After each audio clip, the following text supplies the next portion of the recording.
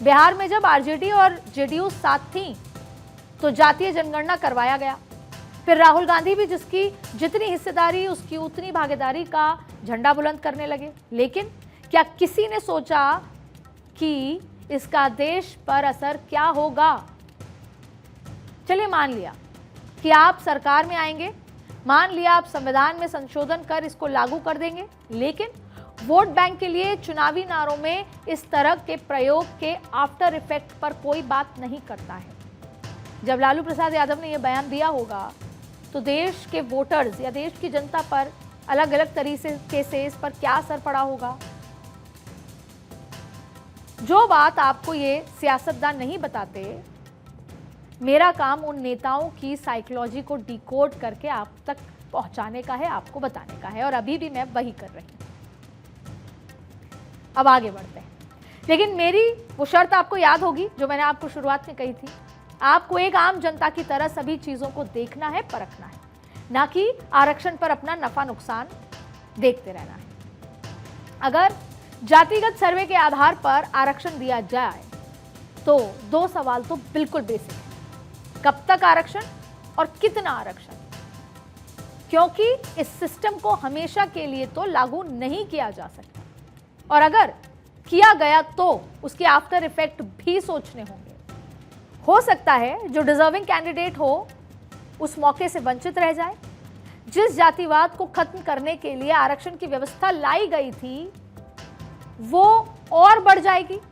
दफ्तर में जातिवाद को लेकर एक दूसरे के प्रति थोड़ा बहुत ही सही आक्रोश तो रहेगा, और क्यों थोड़ा बहुत, दफ्तर में आक्रोश रहेगा, हमारे पड़ोसियों के बीच में आक्रोश रहेगा। आपको हर जगह वो खाई बढ़ती नजर आएगी। और डिजर्विंग कैंडिडेट, जिसका बच्चा डिजर्विंग है, अगर उस तक वो आरक्षण की सुविधा या वो आगे नहीं पहुंच पाता तो फिर क्या खाई नहीं बढ़ेगी? भारत में 3000 कास्ट और 25,000 से अधिक सब कास्ट है। इसमें कई उपजातियां ऐसी हैं जिनकी संख्या बेहद ही कम है। पढ़ाई और नौकरी में उनकी हिस्सेदारी जनसंख्या के अनुरूप होगी। क्या विपक्ष इस बात की गारंटी ले सकता है? क्योंकि 30 साल में तो कई ऐसी जातियां हैं जिनका आरक्षण से कोई उद्धार नहीं हुआ। जाके देखिए बिहार में मुसहर जाति के लोगों को, उनके जीवन शैली को, उनके जीवन को देखिए। यूपी में केवट और मल्लाह को देखिए, जिनके नाम की माला जपकर नेता सुबह शाम राजनीति तो कर लेते हैं, लेकिन उन तक क्या कोई फायदा पहुंचा आरक्षण का? उनका जीवन सुधरा? उन तक आरक्षण पहुंच भी पाया? एससी, एसटी और ओबीसी की राजनीति करने वाले नेताओं से एक और सवाल है। नौकरी या पढ़ाई में एंट्री के लिए अगर ऐसी व्यवस्था हो, मान लीजिए कि ऐसी व्यवस्था हो भी जाए, तो क्या आगे की तरक्की मेरिट पर आप होने देंगे? क्योंकि ये वही नेता हो सकता है ये बात करें कि प्रमोशन में भी आरक्षण की मांग करें, आरक्षण की बात रखें। यहां पर वही बात आती है, डिजर्विंग कैंडिडेट। ये बात सामान्य है कि एक खास तबके को लंबे समय तक संसाधन और साधन से दूर रखा गया। छुआछूत की बात हुई और उनको कहीं ना कहीं ये फील हुआ कि वो बराबर नहीं, छुआछूत का उन्हें शिकार होना पड़ा। और अब अगर आरक्षण का कोटा बढ़ाया जाता है या हिस्सेदारी वाली व्यवस्था लागू की जाती है तो क्या ये रिजर्व डिस्क्रिमिनेशन नहीं होगा? ध्यान से सुनिएगा। क्या एक वक्त का मेजॉरिटी माइनॉरिटी नहीं बन जाएगा? मैं फिर सवाल करती हूं, क्या ये रिवर्स डिस्क्रिमिनेशन नहीं होगा? लंबे समय तक जिसको इग्नोर किया गया, अब क्या ये उल्टा नहीं हो जाएगा? क्या समाज में हर वर्ग और जाति के लोगों के बीच एक लंबी खाई नहीं बन जाएगी? तो फिर इससे हासिल होगा क्या? जिस भेदभाव को हम खत्म करना चाहते हैं रिजर्वेशन के माध्यम से, आरक्षण के माध्यम से, अगर राजनीति के लिए उस भेदभाव को और बढ़ा दिया जाए तो देश को क्या मिलेगा? आपको क्या मिलेगा?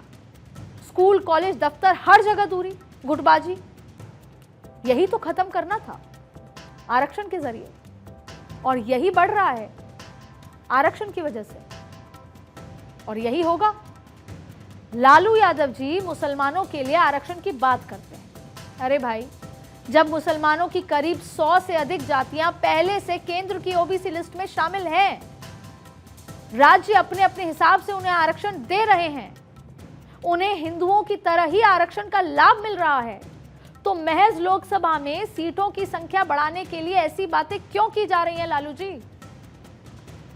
और ये आप ही हैं जिसने बयान दिया है कि मंडल कमीशन तो मैंने बनाया है, जिसमें धर्म के आधार पर नहीं, सामाजिक पिछड़ेपन के आधार पर आरक्षण देने की बात आप ही ने कही है। तो फिर क्यों ऐसी बात, माहौल क्यों खराब कर रहे हैं लालू जी आप? तो भैया एक बात तो पानी की तरह साफ है, आरक्षण बदलाव की कम और राजनीति की मशीनरी ज्यादा बन गया है।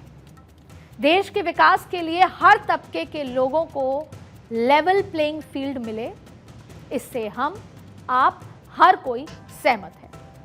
लेकिन आरक्षण को हथियार बनाकर अगर लोगों को आपस में बांटा जाएगा, आरक्षण के दम पर वोट बैंक को इकट्ठा करने की कोशिश की जाएगी, तो उस पर सवाल उठाना जरूरी है। और यह काम केवल मेरा नहीं है, आपका भी है। सोचिएगा जरूर, समझिएगा जरूर।